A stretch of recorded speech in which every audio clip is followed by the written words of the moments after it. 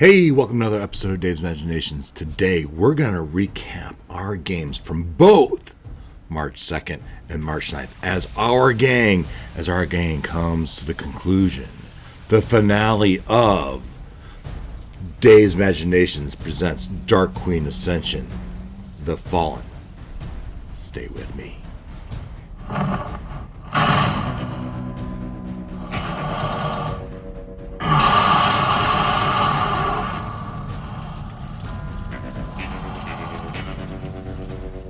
So, our gang, 3 weeks ago, our gang has made it to the Well of the Dragons. They're dressed in disguise as cultists and a red wizard. And they walk through and they have their encounter. And they encounter the Death Cleric and they barely survive. But they do, and they go on and they run on to a group of slaves. Sacrifices, being led to their death. And they decide, well, we're in our outfits. We're going to follow them to wherever they're going because that's probably where the ritual is and probably is where we're going to find this mask of the dragon mask. And because they believe, they're in the thought of they're going to get this dragon mask and they have this explosive powder. They're going to blow up the mask so that the ceremony, the ritual can't be completed and save the world and prevent Tiamat from rising. So they follow the sacrifices, these slaves, to the Tiamat's temple, where they go and through some clever mind manipulation, they were able to gain access to the interior of Tiamat's temple. And when they do, they get in there, and there's it's like a void. It's an impossible land. This kind of star-shaped map of daises, 5 daises, 1 for each color of the dragon. Actually, 5 on the ground level. But then 50 feet up, there's 5 more. Each of those daises populated by by wizards. 1 of each color, 1 for each color of the head. And then in addition to that, behind them, there's yet another dais, 100 feet up with 1 more wizard, and that is our sovereign Salarajin, the lead dude himself, with already wearing the joined mask, the headdress of Tiamat, and they're leading this ritual to bring him back outside of the gate, outside of the temple, where the 5 dragons each partaking on their sacrifice, and the ritual has begun. And let's dig into that just a little bit as we look behind the scenes.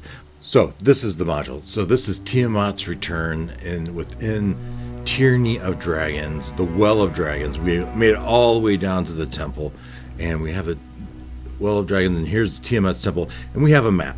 And Blindo does just fine drawing his maps. They're very pretty. However, I don't like to pull these into Foundry. They don't lend themselves to moving pawns around the screen and bringing in monsters to facilitate this battle.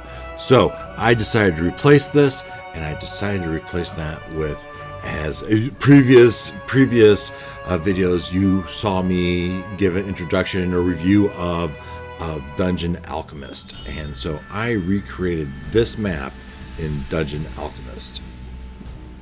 And this looks pretty fancy, but I tell you what, it's not as hard as you think. I created a black background, I pulled on the tiles, I created the design, probably figuring out the exact configuration of how I want it was probably hard. Another hard part was indeed stacking these platforms to get the height.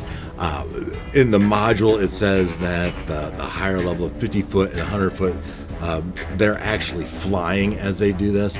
I didn't know how to do this, so I put them on these pedestals, I suppose, if you would, and I pulled it in. I also, pulled in the characters. I created in Hero Forge the characters, and so that would be standard with the package. But I pulled all that in because I thought it was pretty darn cool. And within Dungeon Alchemist, you can go into the cinematic mode and you can control it with your mouse, as I just barely have experience with this. So this is kind of what the characters would have seen from a 3D level as they come in the door. They see the dices around all the side. The wizards up top. Through this black cloud, there's another wizard right there. Over here, through you can barely see there's a wizard by the fire, a wizard up top. This was the lightning, or the blue wizard, as I called it. Blue wizards up top and below with the electricity. Electricity is a little lackluster. It's not as tall. This was kind of a frozen billows of coldness, and for the white dragon, and then we had the green dragon, and then behind us is where we would find Severin with his headdress. Now, Severin doesn't have a headdress in this because they didn't have one in Hairforge, so I didn't get it. So that was the map, and then from the map, I was able to. I just took a screenshot. Well, Dungeon Alchemist provides a way for you to download the map. I took that map, and I plopped it into Photoshop, and had this because I wanted to have a timer. I wanted to have a time element to this, and so this black center, this black triangle would be revealed to be a portal to Avernus. Avernus is where Tiamat is presently, and the portal they're trying to open to allow Tiamat to enter the mortal plane. And so the Red Wizards are doing the ceremony. But to do this, I had to do some manipulation. So I had to cut out this center triangle, and so I cut that out, and I put that in a different screen, and so I could actually cut out just the black, which ended up with something like this. And then I had the cutout, which looked something like this. And then with the cutout, I was able to put back in a picture of Tiamat. There's my picture of Tiamat. And I didn't quite like this, so I brought the heads in so they're closer, and that's when I ended up with this, and put that behind the mask so it looks something like that. And then I could copy that back into this, boom, just like that, and then I could save this as the map. And then, but I want to have tiles on top of this so that through the battle I could just pull off these tiles. So I had this, and then I saved each one of these. I think there's like 43 of these. Each one of these off as individual images, which I could then put into Foundry as individual tiles, individual non-player characters, I suppose, and it looks something like this. So with the individual tiles, I was able to place them over on top of the map, and because it already had the spell effect on top, it looked as though it was the actual floor, but you could just barely see the cracks of Avernus underneath with the reddish tones. Really gave it, in my opinion, it really gave a good eeriness of representing that these tiles would be removed. And so as the battle commenced, in my mind, I was going to have each wizard could use an action to remove a tile. But after the first tile, you could tell real quick that you're going to remove 10 tiles per round, especially since the team wasn't sure exactly how to get at the wizards. So, called an audible. Instead of doing one tile per wizard per turn, per action, I changed it such that it was one tile took 2 wizard actions, and that slowed things out to a more reasonable pace and made it more even, such that the characters would actually have a chance of killing off these wizards before the portal was open and Tiamat could return. Now the other thing is, once our characters made their way into the first thing, their objective, they believe, was to remove this dragon mask and destroy it using their explosive powder. And so when they got in there, they made a beeline for Severin to get his mask. But they quickly learned that Severin wasn't really there. Severin was somewhere in between the mortal plane and Avernus, and was protected or was projected there through these. And they didn't know it at the beginning until at the end of 2 weeks ago. Finally they killed the first set. I think it was a robed magic users, as we tried to be more careful about how we term them. So the black robed magic users, 2 of them passed, and then the respective torch related to them went out, which gave them the clue that if they were to kill all of the magic users, that Severin would likely be able to be attacked. But this was a deadly battle, and through this battle, because you have multiple levels and heights, and so all of a sudden geometry becomes because the characters often, rightfully so, wanted to know how far is it from the floor level to a wizard 50 feet up, and so we had to use a formula. Thankfully, Noel found it on the line, and we could plug in the number and give you the distance. And that was very important. Also, these wizards, they're no joke, all right? They have plenty of abilities, plenty of spells, but they would have to give up their action from pulling away a tile and opening up this portal to attack the characters. But these modern wizards, Abjure was one of the ones I used, and they have this force blast that does like a cube worth of force damage. And because this isn't a spell anymore, they changed that with Mordenkainen's, that they no longer have spells, they use abilities. Because their abilities means that things like counterspell or their globe of invulnerability weren't really effective against this force blast, and I put them down.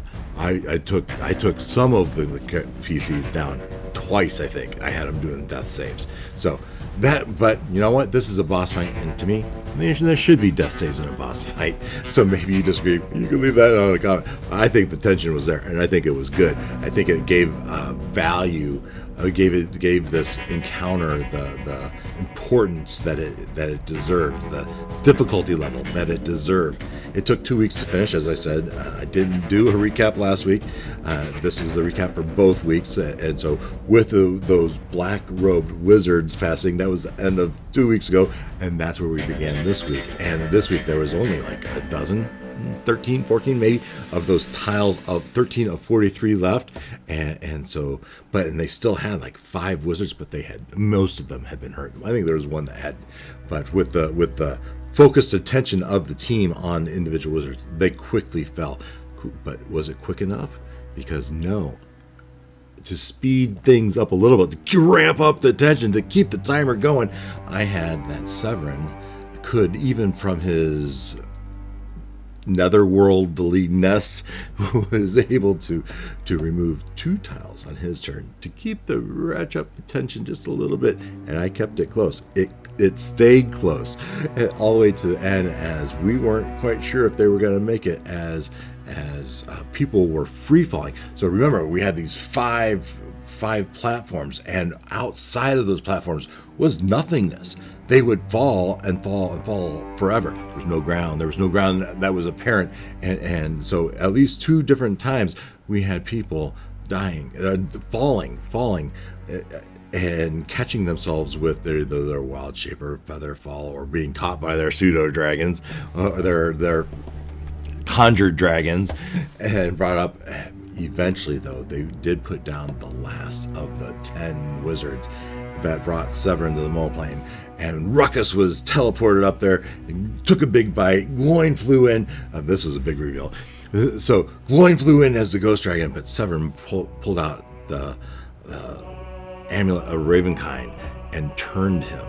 Now, it was on the fly, and I didn't realize the rule at the first, but there was a wisdom check, and at first he didn't succeed. He did have disadvantage on the check. Later, we learned that it was a wisdom check, and Gloin is a former cleric himself, so he had like a +10 to that check. And the second time he passed it with no problem.